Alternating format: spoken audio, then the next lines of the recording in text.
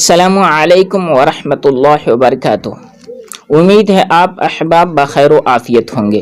آج سے الرحیق المختوم کا آڈیو فائل پیش کر رہا ہوں، سماعت فرمائیں۔ عرب، محل وقوع اور قومیں۔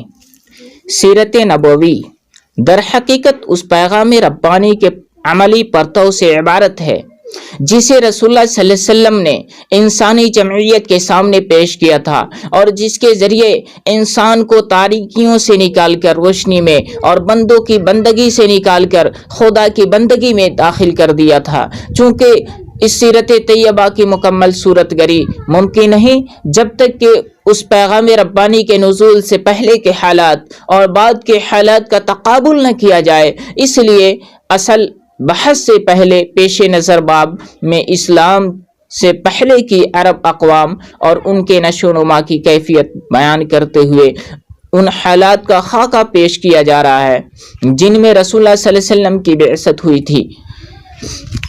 شکریہ۔